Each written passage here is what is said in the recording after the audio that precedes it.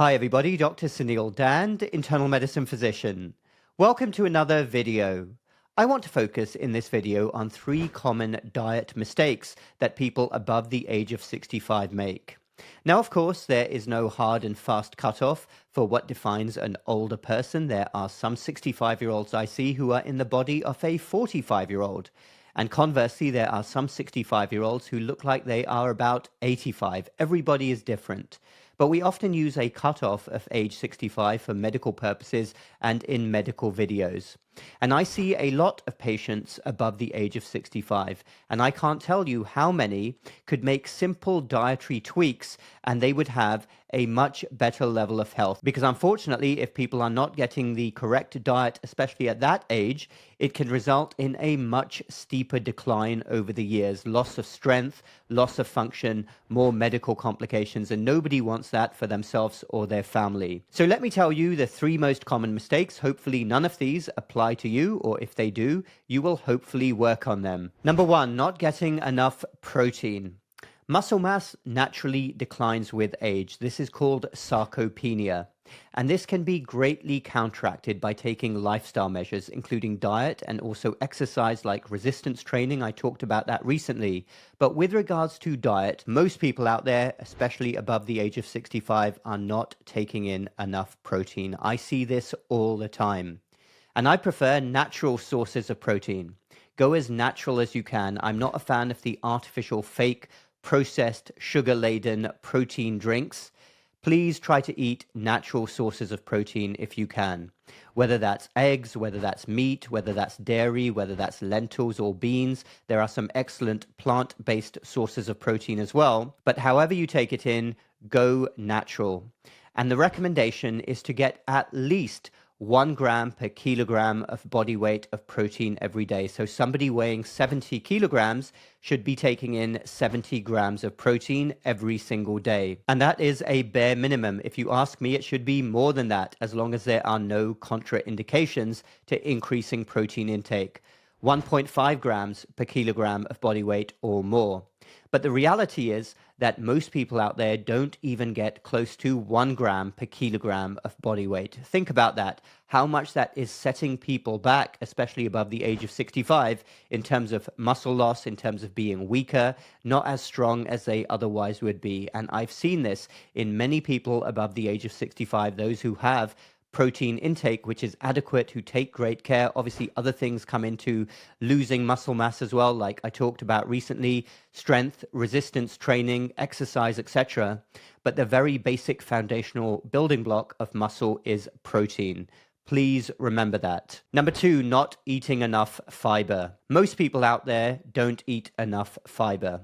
I know that this is an area of debate in the online world. Some people are not advocating for fiber intake. As far as I'm concerned, I do think fiber intake is a great idea. Obviously, if you're not tolerating it, then it's different. As with anything, if you don't tolerate a certain food, then you shouldn't be eating it. But most people can tolerate fiber, and it does bring a lot of benefits to the digestive system, other bodily systems. It helps with controlling blood sugar spikes, and the recommendation is to try to get at least 30 grams of fiber every day, ideally more than that. Good sources of fiber include vegetables, fruits. Some people take a supplement, but usually that shouldn't be needed as long as you can add enough fiber naturally through your diet. And for many older people out there, this really helps with many other symptoms, including constipation. Number 3, staying well hydrated. This is a big problem for many older people out there. They simply are not taking in enough fluids. I see this all the time in the hospital, and actually often it's family members who bring this to my attention, and they'll say, please have a word with mum or dad. They are not taking in enough fluid every day. And of course, if you're not taking in enough fluid, that's really going to affect many bodily processes. And at its worst, it can cause symptoms, including dizziness. It can make people feel lethargic. It can also cause problems with medications you may be taking if you're not taking in enough fluids. How much fluid should you take in? Well, I generally recommend, as long as there are no contraindications. Remember, there are some conditions like heart conditions and kidney conditions that can affect the amount of fluid that you can safely take in. but generally for most people, it's a minimum of at least 2 to 2.5 liters daily. So 8 to 10 glasses of water during the day. Ideally, keep it simple. You can add lemon to water, tea, coffee, that can count as well. But generally avoid sodas, and I generally wouldn't include alcohol either. If you can get that amount of fluid every single day safely, that's a really good thing, and it is going to help you. Also helps with many other health goals that you may have, including weight loss and reversing insulin resistance, prediabetes, type 2 diabetes. Stay well hydrated. So those are 3 basic common sense mistakes that I see a lot. Often we miss the things which are right in front of us, which is why I wanted to make this video. Obviously, there are a lot of other dietary mistakes that are being made out there. I'll talk about supplementation another time as well, but focus on those 3 for now. Number 1, getting enough protein intake. That is by far the most important as far as I'm concerned.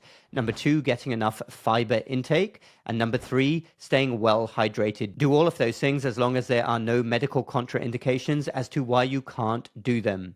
Remember, it's all about beating the odds, beating the aging process. And you have to do everything right from your end to counteract the natural effects of aging so that you stay healthy, so that you stay strong for as long as possible. Thanks everyone for watching. Dr. Suneel Dhand. Feel free to drop a comment down below. I enjoy hearing from all of you. Check out the links in the description below to my other work, my website, my health programs, and my free newsletter. Hit the like button if you like this video and the subscribe button for more similar videos in the future.